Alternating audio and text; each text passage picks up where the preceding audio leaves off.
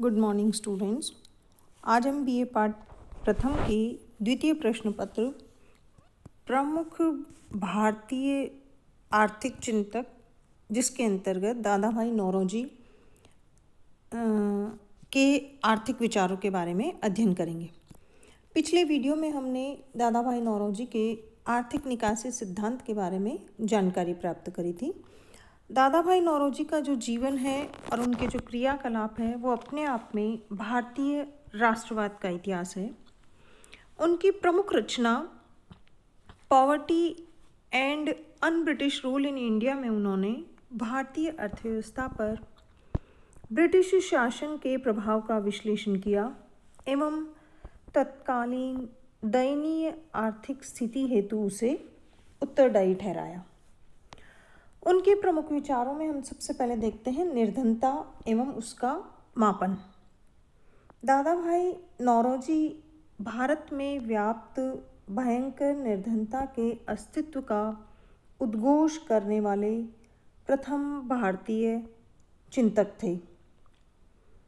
उन्होंने धन के स्थान पर भारतीय निर्धनता के कारण एवं प्रकृति को जानना चाहा और अपनी पुस्तक में ब्रिटिश शासनकाल में भारत में व्याप्त गरीबी का बहुत ही अच्छे ढंग से विश्लेषण किया।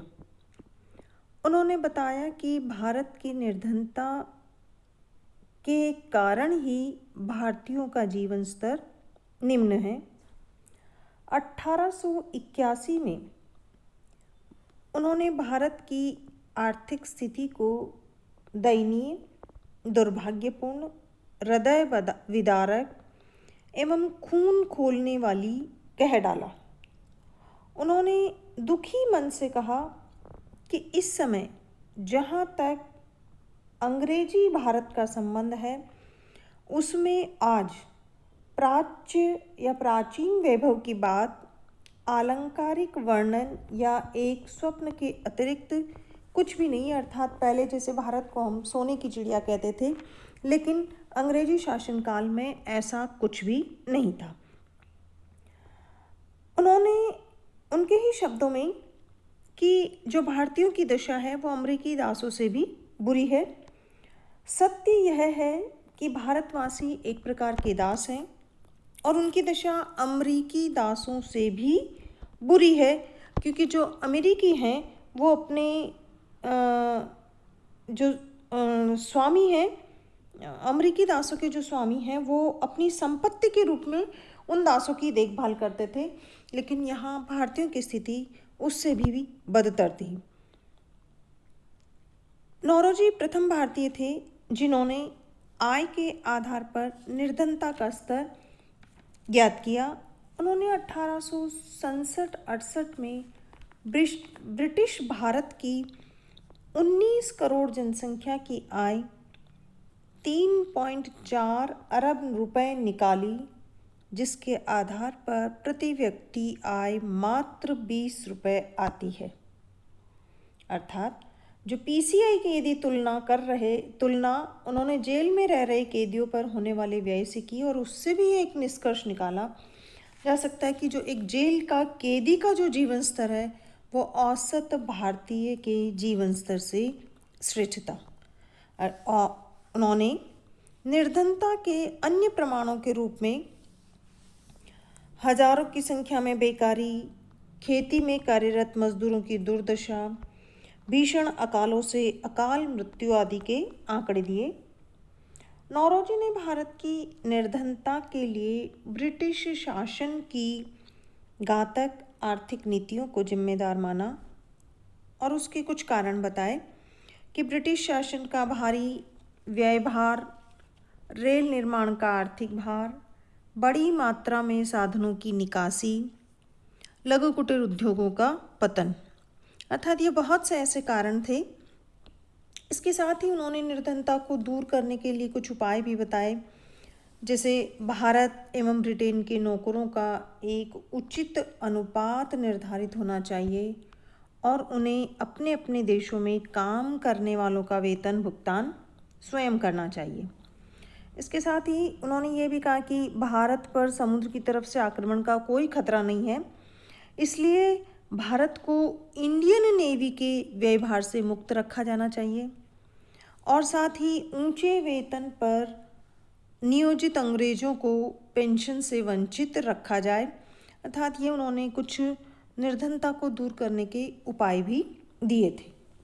अब हम देखते हैं राष्ट्रीय आय की वैज्ञानिक आधार पर गणना। नौरोजी प्रथम भारतीय आर्थिक विचारक थे जिन्होंने भारत में निर्धनता के मात्रात्मक मापन हेतु राष्ट्रीय आय की गणना की। उन्होंने वस्तुतः उत्पादन संगणना विधि का प्रयोग किया और इसका प्रयोग करते हुए कृषि, खानों, मछली पालन एवं उद्योगों के कुल वार्षिक उत्पादन के साथ साथ विदेशी व्यापार से प्राप्त लाभ को शामिल करते हुए 1867-68 में भारत की राष्ट्रीय आय की गणना की एवं भारत के 17 करोड़ लोगों की कुल राष्ट्रीय आय 3.40 करोड़ अर्थात 3.4 अरब रुपए थी एवं प्रति व्यक्ति आय मात्र 20 रुपये वार्षिक ही थी, जो कि भयंकर आर्थिक निर्धनता और निम्न जीवन स्तर के परिचायक है। या क्योंकि जीवन निर्वाह हेतु तो न्यूनतम 34 रुपये वार्षिक आवश्यक था, जबकि 20 रुपये उनकी वार्षिक आय थी। इस प्रकार उन्होंने राष्ट्रीय आय के आधार पर प्रति व्यक्ति आय और निर्धनता की मात्रात्मक माप हेतु राष्ट्रीय आय का माप ज्ञात किया। अब हम देखते हैं कि कीमत एवं मजदूरी संबंधी उनके विचार क्या थे। इसके साथ ही उन्होंने हजारों की संख्या में लोगों की बेकारी, खेती में कार्यरत मजदूरों की दुर्दशा, निरंतर भीषण अकालों की विभीषिका से लोगों की अकाल और मृत्यु के आंकड़े भी उन्होंने दिए थे। अब है कीमत एवं मजदूरी संबंधी विचार। नौरोजी ने कृषि उत्पादों के निर्यात के कारण कृषि उत्पादकों को कृषि उपज का अधिक मूल्य, ऊंचा मूल्य मिलता था, किंतु इसका भारतीय संदर्भ में कोई मतलब नहीं था, क्योंकि ये जो निर्यात थे वो देश के लिए हानिप्रद निर्यात है, जिसके कारण आर्थिक निकासी संभव होती थी। पर्याप्त जानकारी के अभाव के कारण बंदरगाह क्षेत्र में होने वाली उपज देश के भीतरी भागों में, जहाँ की इसका अभाव है, वहाँ नहीं पहुँच पाती, इसलिए उपज का विदेशों को निर्यात किया जाता था, न कि इसलिए कि विदेशी इन्हें ऊंची कीमत प्रदान करते थे। अकाल के संकट के समय तक कृषि उत्पाद देश के भीतरी भागों तक भी नहीं पहुंच पाते थे। फिर है मजदूरी। नौरोजी ने बताया कि जिन भागों में मजदूरी वस्तुओं के रूप में दी जाती थी वहाँ मजदूरी दरें स्थिर थी, किंतु जहाँ ये मुद्रा में चुकाई जाती थी वहाँ वास्तविक मजदूरी घट जाती थी, अर्थात मजदूरी दरें असमान। इनमें असमानता के कारण थे कि व्यावसायिक फसलों का असमान वितरण, क्षेत्रीय वितरण, अकाल एवं सूखे की स्थितियां, देश के अन्य भागों के मुकाबले पंजाब की अनुकूल स्थिति, श्रमिकों की मांग एवं पूर्ति का अंतर, इसके साथ ही सार्वजनिक कार्य परियोजनाओं का असमान वितरण, अर्थात ये जो मजदूरी दरें जो थी वो असमान थी और ये 2 आने से लेकर 5 आने प्रतिदिन थी। अब है आपका रेलवे संबंधी विचार।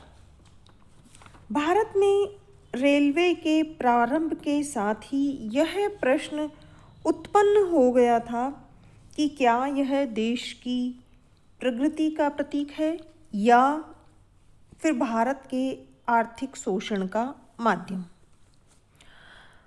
अंग्रेजों द्वारा भारत में रेलवे निर्माण एवं विस्तार से जहाँ एक ओर रोजगार के अवसरों में वृद्धि, आंतरिक एवं विदेशी व्यापार को प्रोत्साहन, कृषि के लिए विस्तृत बाजार, औद्योगिकरण को बढ़ावा, सरल एवं तीव्र परिवहन व्यवस्था तथा देश के तीव्र आर्थिक विकास की दृष्टि से रेल के विकास के महत्व को तो स्वीकार किया, किंतु वहीं दूसरी ओर रेलों के विकास से आर्थिक निकासी, ब्रिटिश निर्मित माल से भारत के आंतरिक भागों में पहुंच होने से लघु एवं कुटीर उद्योगों का पतन, भारत के कच्चे माल के निर्यात तथा रेल के निर्माण में विदेशी पूंजी का निवेश और उस पर ऊंची दर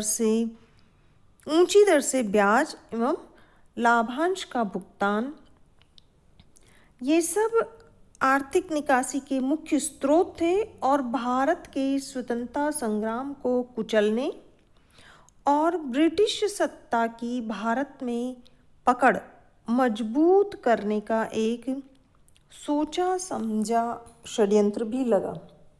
अर्थात रेलवे के विकास से भारत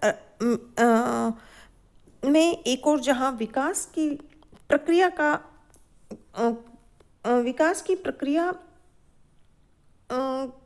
को भी स्वीकार किया, उसके महत्व को स्वीकार किया, किंतु दूसरी ओर ये भारत से आर्थिक निकासी का एक मुख्य कारण भी बना। फिर है करारोपण। नौरोजी ने स्पष्ट किया कि भारत एक ऐसा देश है जहां कर भार दुनिया में सर्वाधिक है। भारतीय नागरिकों पर कर भार ब्रिटिश नागरिकों की तुलना में 2.5 गुना ज़्यादा है। इंग्लैंड में कर भार राष्ट्रीय आय का केवल 8.5% है, वहीं भारत में राष्ट्रीय आय का लगभग 22% करों का भार है। इंग्लैंड में करों से जो आय प्राप्त होती है वह ब्रिटिश नागरिकों के कल्याण के उपयोग में लाई जाती है। अर्थात भारत में ब्रिटिश शासकों द्वारा करों से प्राप्त आय के दुरुपयोग का ब्रिटिश नागरिकों के कल्याण पर उपयोग ली जाती थी, जो इंग्लैंड में कर से आय प्राप्त होती थी, जबकि भारत में समस्त कर आय या तो देश के बाहर चली जाती या उनका उपयोग विदेशों द्वारा ही किया जाता था। उन्होंने 19वीं शती के अंत में आए जो अकाल और दुर्भिक्ष, उनके लिए उन्होंने करारोपण को उत्तरदायी ठहराया। इसके साथ ही उन्होंने ब्रिटिश शासकों द्वारा करों से प्राप्त आय के दुरुपयोग का विरोध किया, साथ ही करों से प्राप्त आय को भारत में ही आर्थिक विकास एवं जन कल्याण कार्यों पर खर्च करने की पुरजोर मांग की। अब है उनके कुछ अन्य आर्थिक विचार। नौरोजी ने अहस्तक्षेप की नीति की प्रतिष्ठित विचारधारा का प्रबल विरोध किया एवं स्वदेशी की अवधारणा पर बल दिया। मिश्रित अर्थव्यवस्था के समर्थक नौरोजी ने सरकार की भूमिका के साथ साथ निजी पूंजी एवं उद्यमिता पर भी जोर दिया। दादाभाई नौरोजी ने स्वर्ण के निर्यात को आर्थिक निकासी का माध्यम मानते हुए उस पर रोक की मांग की और स्वर्ण निर्यात का उन्होंने विरोध किया। उन्होंने भारत में व्याप्त आर्थिक असमानता, जो असमानता थी वो भारतीय और गैर भारतीयों के बीच व्याप्त असमानता, और दूसरा क्षेत्रीय व प्रांतीय असमानता, उन्होंने देशवासियों का ध्यान आकृष्ट किया और इसे दो रूपों में बताया कि भारतीय और गैर भारतीयों के बीच व्याप्त असमानता और दूसरी क्षेत्रीय और प्रांत के अनुसार प्रांतीय समानता। उन्होंने शिक्षा को मानव पूंजी निर्माण के रूप में लिया, उसका सशक्त मानव पूंजी निर्माण का सशक्त माध्यम माना। इसलिए वे भारत में शिक्षा के विस्तार और निःशुल्क शिक्षा पर उन्होंने बल दिया। ब्रिटिश शोषण के कारण दुर्भिक्ष, अकाल, महामारी आदि को ब्रिटिश शोषण का कारण दुर्भिक्ष, अकाल, महामारी, इन सब को उन्होंने ब्रिटिश शोषण का कारण माना, न कि भारत में माल्थस के जनसंख्या सिद्धांत के लागू होने का कारण बताया। इस प्रकार उन्होंने ये कुछ और अपने आर्थिक विचार दिए। इसके साथ साथ आर्थिक सुधार हेतु उन्होंने कार्यक्रम भी सुझाया। ये मात्र देश में आर्थिक निकासी को रोकने के उपाय ही नहीं थे, बल्कि वे संसाधनों का भारत की समृद्धि के उपयोग करने के तरीके भी हैं। उन्होंने भारत के स्वयं अपने उत्पादन के उपयोग, उपभोग एवं निवेश करने का अधिकार बताया। उन्होंने कहा कि सार्वजनिक ऋण पर ब्याज के भार में कटौती की जानी चाहिए। ब्रिटिश शासन को स्वीकार करते हुए प्रशासनिक व्यय को कम करते हुए न्यूनतम स्तर पर ले जाना चाहिए। इसके साथ ही सभी यूरोपियों के वेतन, जो यूरोपीय अधिकारी थे, उनके वेतन, भत्ते, पेंशन आदि के व्यय की सीमा का निर्धारण हो। सभी प्रकार के रोजगार का तेजी से भारतीयकरण किया जाए एवं यूरोपीय नागरिकों को निरपेक्ष आवश्यकता के आधार पर ही नियुक्ति दी जाए। राजनीतिक तनाव को कम करने के लिए भारत एवं इंग्लैंड के बीच वित्तीय संबंध न्यायपूर्ण तरीके से समायोजित किए जाने चाहिए। देश में उत्पादन वृद्धि एवं वितरण हेतु सार्वजनिक कार्यों के लिए आवश्यक पूंजी की व्यवस्था की जाए। प्रारंभिक शिक्षा से लेकर उच्च शिक्षा तक एक विस्तृत राष्ट्रीय शिक्षा योजना तैयार की जाए। और इसके साथ ही उन्होंने बताया कि भारत के विशाल भूमि संसाधनों के उपयोग हेतु पूंजी एवं उद्यमिता को आकर्षित किया जाए। इस प्रकार उन्होंने कुछ आर्थिक सुधारों हेतु कुछ उपाय भी बताए। दादा भाई नौरोजी ने जो थे वो भारत में आर्थिक राष्ट्रवाद के जनक, भारतीय स्वतंत्रता संग्राम के प्रेरक और व्यवहारिक चिंतक थे, और उनका संपूर्ण जीवन देश सेवा के लिए समर्पित रहा। और इसके साथ ही उन्होंने भारत के सर्वांगीण विकास हेतु मार्ग भी प्रशस्त किए। धन्यवाद।